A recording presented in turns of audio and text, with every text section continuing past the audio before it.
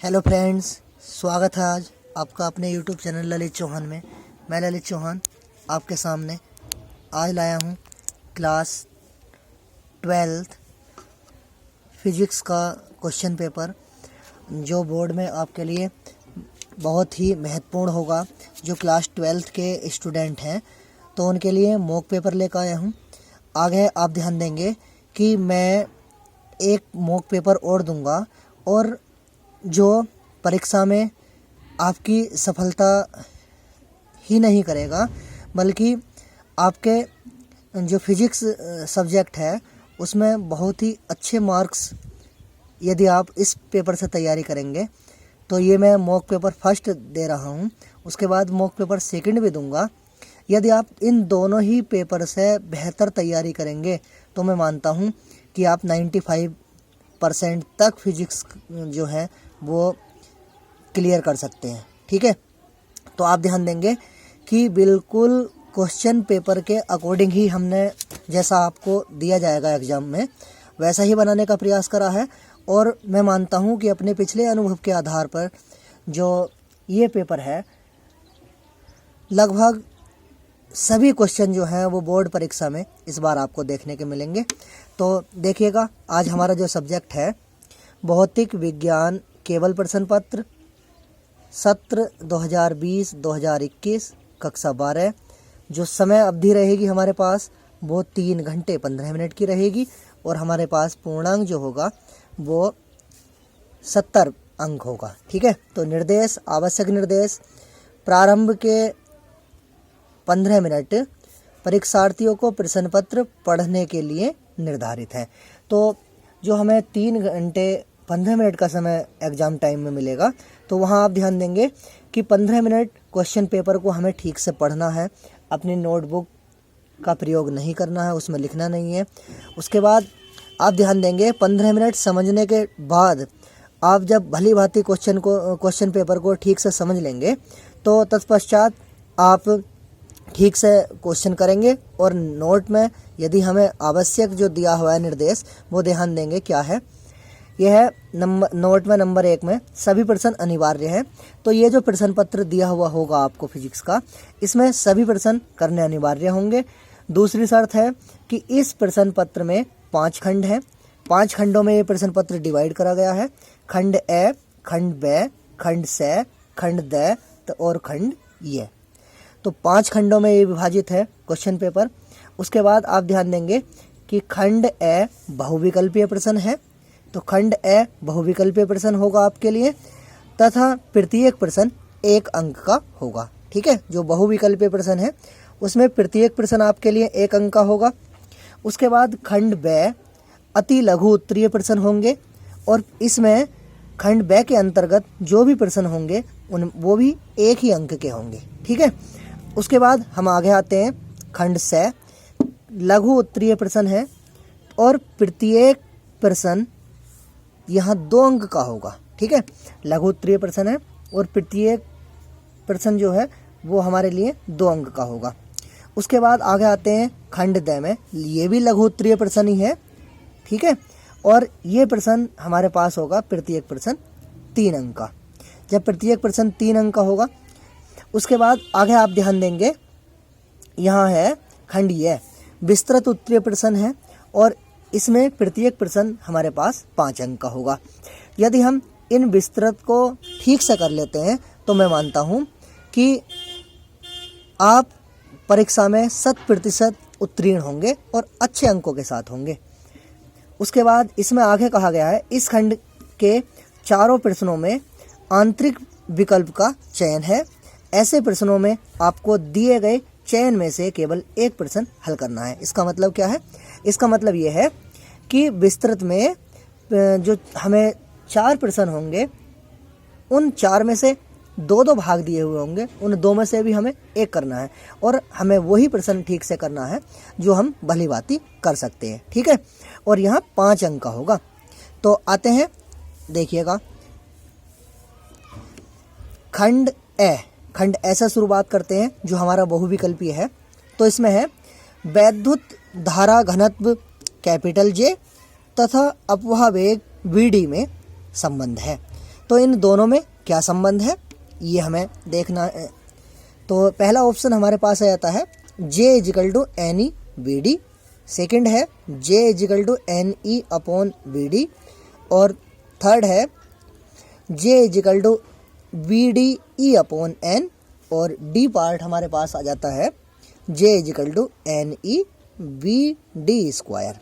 ठीक है, तो इन सब में से जो भी आपको ठीक लग रहा है आपके हिसाब से, जो भी आंसर हो, तो इसे उस पर आप टिक कर देंगे या उत्तर लिख के आप क्या करेंगे नीचे लिख देंगे, और जो आंसर होगा हमारा उसे ठीक से क्या कर देंगे, ठीक प्रकार से लिखेंगे, और इसके लिए आपको 1 अंक प्रदान किया जाएगा। हाईलाइट भी कर सकते हैं आप अपने आंसर को। ठीक है, उसके बाद इसका जो दूसरा भाग है, वायु में प्रकाश की चाल 3 × 10⁸ मीटर प्रति सेकंड है। 1.5 अपवर्तनांक वाले कांच में प्रकाश की चाल क्या होगी। तो यहाँ वायु में प्रकाश की चाल दी है और माध्यम का अपवर्तनांक दिया है, तो तब उसने कहा है कांच में प्रकाश की चाल क्या होगी। इसके लिए भी 4 ऑप्शन दिए गए हैं। 1.5 मीटर पर सेकेंड, सेकेंड है 2 × 10⁸ मीटर पर सेकेंड, थर्ड पार्ट है 1 × 10⁸ मीटर पर सेकेंड, और जो फोर्थ पार्ट है यहाँ है 2.5 × 10⁸ मीटर पर सेकेंड। तो जो भी आपके हिसाब से ठीक आ रहा है उस पर आप राइट का चिन्ह लगा सकते हैं या आंसर लिख के उसे हाईलाइट कर सकते हैं नीचे। ठीक है, इसके लिए भी आपको 1 अंक मिलेगा। उसके बाद ग है शुद्ध जर्मेनियम में कौन सा अपद्रव्य परमाणु मिश्रित कर दें कि वह एक पी टाइप अर्धचालक हो जाए। तो इसके लिए ऑप्शन है हमारे पास फॉस्फोरस, एंटीमनी, एल्यूमिनियम और विस्मत।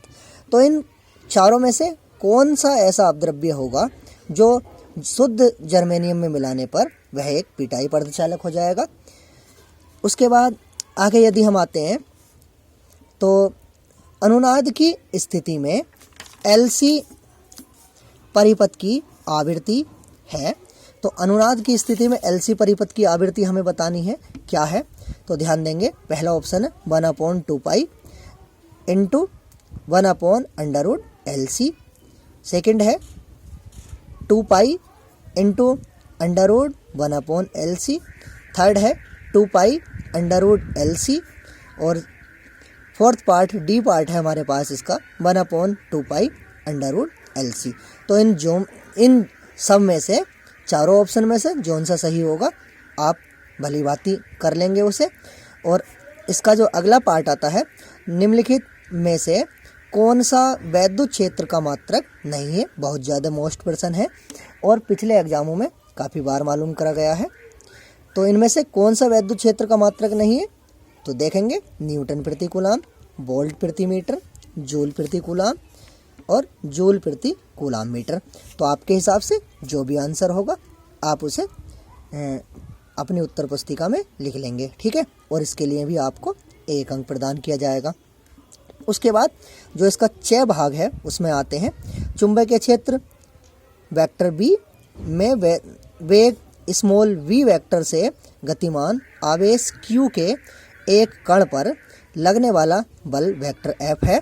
तो इनमें से कौन सा है, पहला ऑप्शन आते हैं q upon vector b cross vector b, दूसरा ऑप्शन है vector b cross vector b upon q, तीसरा ऑप्शन है c q into vector v cross vector b, और डी है vector v cross vector q cross vector b। तो इन चारों में से जो भी आंसर ठीक होगा आप उसे कर लेंगे। उसके बाद शुरू होता है खंड ब। तो खंड ब में आप ध्यान देंगे क्या है, तो खंड ब हमारे पास अति लघु उत्तरीय प्रश्न है जिनके लिए 1 अंक प्रदान किया जाएगा। तो वैद्युत परिपथ में एमीटर श्रेणी क्रम में तथा वोल्टमीटर समांतर क्रम में जोड़ा जाता है। क्यों, तो आप ध्यान देंगे कि कोई भी परिपथ है तो उसमें एमीटर का एमीटर जो मापन करता है वो धारा का करता है, और वोल्ट मीटर जो करता है वो वोल्टेज का करता है, मतलब विभवांतर का करता है। तो आप ध्यान देंगे कि श्रेणी क्रम में एमीटर को क्यों जोड़ते हैं और समांतर क्रम में वोल्ट मीटर को क्यों जोड़ा जाता है। तो आपको इसका आंसर याद कर लेना है भली बाती, ठीक है। उसके बाद आगे आते हैं क्वेश्चन पेपर पर। तो आगे इसमें कहा गया है, आने वाले प्रश्नों में इसमें कहा गया है, एक आवेशित कण चुंबकीय क्षेत्र के लंबवत प्रवेश करता है तो उसका मार्ग वृत्ताकार हो जाता है। क्यों वृत्ताकार क्यों हो जाता है?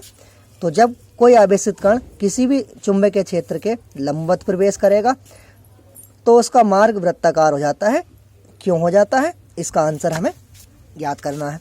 उसके बाद आगे हम आते हैं, तो आगे आने वाले प्रश्न में कहा गया है कि हाइड्रोजन परमाणु की nवीं स्थायी कक्षा में इलेक्ट्रॉन की ऊर्जा का सूत्र लिखिए। जब कोई हाइड्रोजन परमाणु जब nवीं कक्षा में गति करता है तो इलेक्ट्रॉन की ऊर्जा का सूत्र लिखना है। उसके बाद आगे आप ध्यान देंगे, यह गतिशील आवेश वाहक में कौन कौन से क्षेत्र उत्पन्न होते हैं, तो इसके लिए भी आपको 1 ही अंक प्रदान किया जाएगा। उसके बाद आगे आता है इसमें 29 का, वैद्युत द्विध्रुव से क्या समझते हो? 2 उदाहरण दीजिए। तो वैद्युत द्विध्रुव से आप क्या समझते हो? इसका मतलब क्या है कि हमें इसकी परिभाषा लिखनी है और इसके 2 उदाहरण भी लिखने हैं, ठीक है। आगे इसके 6 भाग पर आते हैं। तो नति तथा नमन कोण से क्या समझते हो? नति या नमन कोण जिसे हम थीटा से रिप्रेजेंट कर रहे हैं तो हमें उसकी परिभाषा लिखनी है, ठीक है। इसके लिए भी आपको 1 अंक प्रदान किया जाएगा। उसके बाद आगे आते हैं, यह है खंड से। तो खंड से में आप ध्यान देंगे, एंड गेट की सत्यता सारणी प्रतीक चिन्ह सहित दिखाइए। तो जो गेट होते हैं हमारे पास मूलतः 3 प्रकार के होते हैं। एंड गेट एंड होता है, और होता है, और नोट होता है। तो इसमें से एंड गेट की सत्यता सारणी उसने प्रतीक चिन्ह हमसे मांगा है प्रश्न में, ठीक है। अथवा में इसने कहा है कि और गेट की सत्यता सारणी प्रतीक चिन्ह सहित दिखाइए। तो प्रतीक चिन्ह सहित दिखानी है इसकी भी। तो इन दोनों में से हमें क्या करना है? किसी एक का आंसर देना है। इसके लिए हमें 2 अंक प्रदान किए जाएंगे। उसके बाद आगे आता है इसका ख,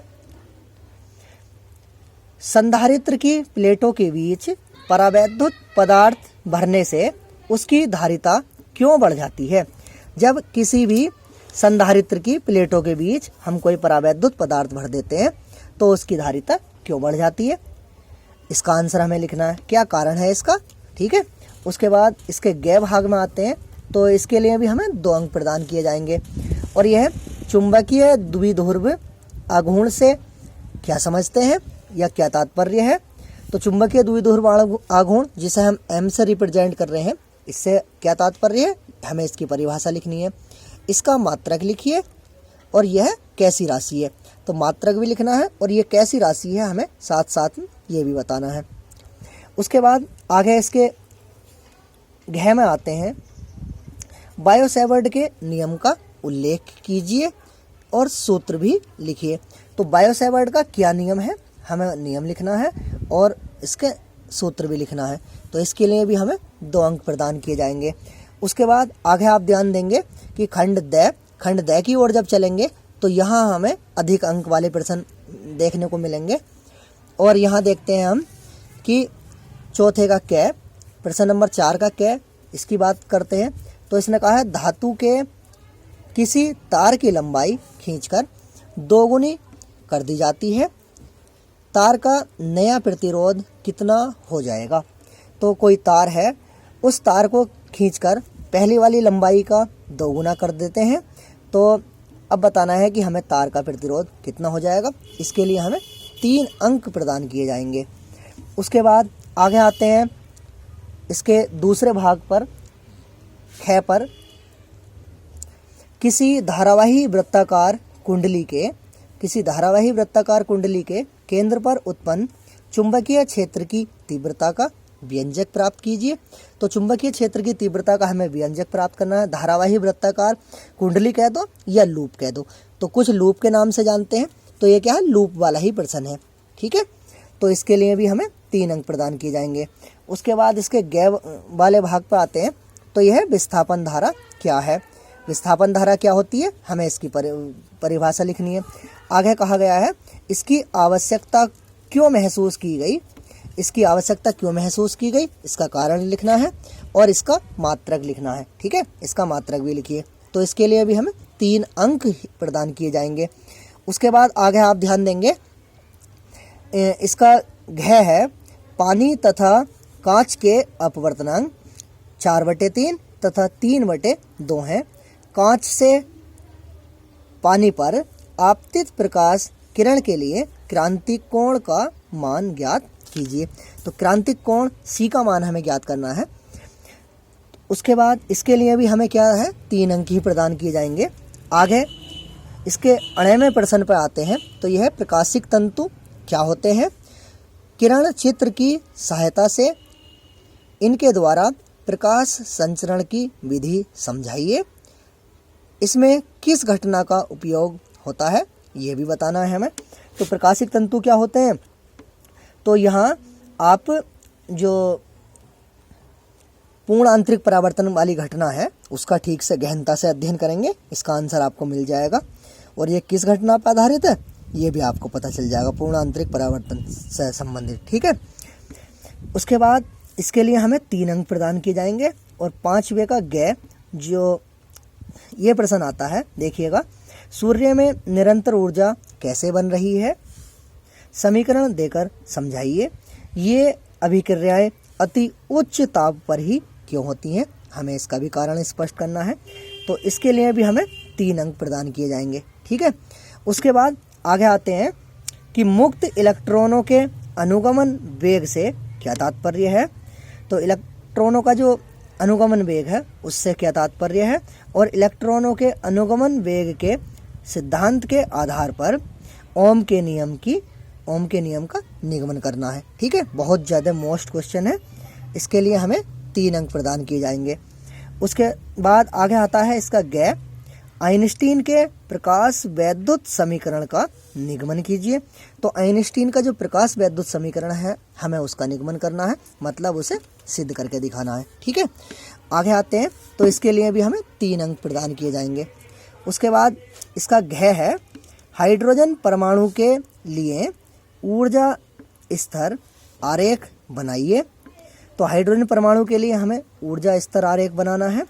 और स्पेक्ट्रमी रेखाओं की, जो हाइड्रोजन स्पेक्ट्रम में हमें स्पेक्ट्रमी रेखाएं प्राप्त होती हैं, नंबर 1 में उसने कहा है लाइमन श्रेणी की, दूसरा है बामर श्रेणी की, और तीसरा है पाश्चन श्रेणी की। ठीक है, कि उत्पत्ति, इनकी उत्पत्ति कैसे होती है वो दिखाना है, एवं उनके संगत संक्रमण दिखाइए कि इनमें एक दूसरे के सापेक्ष कैसे परिवर्तन होता है, कितना परिवर्तन होता है, हमें ये भी बताना है। आगे कहता है कि ये श्रेणियाँ स्पेक्ट्रम के किस क्षेत्र में आती हैं। तो ये श्रेणी स्पेक्ट्रम के किस क्षेत्र में आती है हमें ये बताना है। इनमें से कौन सी श्रेणी स्पेक्ट्रम के दृश्य भाग में मिलती है। तो हमें इन तीनों श्रेणी से कौन सी श्रेणी हमें स्पेक्ट्रम के दृश्य जो क्षेत्र है उसमें प्राप्त होती है, हमें ये भी बताना है साथ साथ में। तो इसके लिए भी हमें 3 अंक प्रदान किए जाएंगे। तो आगे जो नेक्स्ट क्वेश्चन आते हैं हमारे पास उन पर ध्यान देंगे।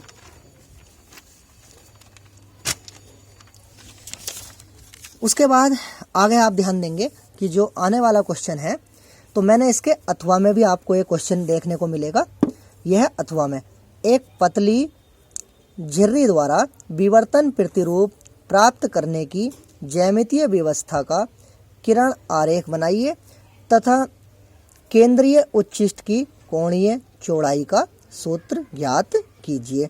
तो ये हमारे पास 3 नंबर का आ जाता है, बहुत ज़्यादा मोस्ट क्वेश्चन है हमारे पास ये एग्जाम की दृष्टि से भी। ठीक है, वैसे तो सभी बहुत ज़्यादा मोस्ट है क्योंकि हमने अपने अनुभव के आधार पर ही इसे तैयार करा है।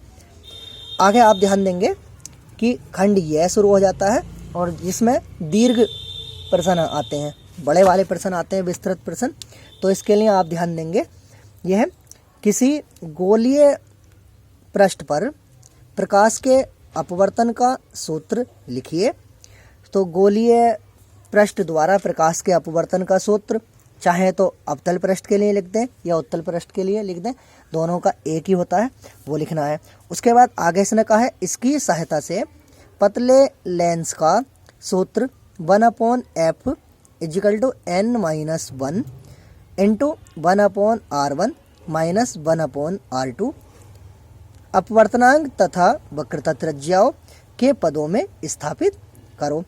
तो अपवर्तनांक और वक्रता त्रिज्या मीन्स n तो होता है अपवर्तनांक और जो वक्रता त्रिज्याएं हैं वो r1 और r2 दी गई हैं।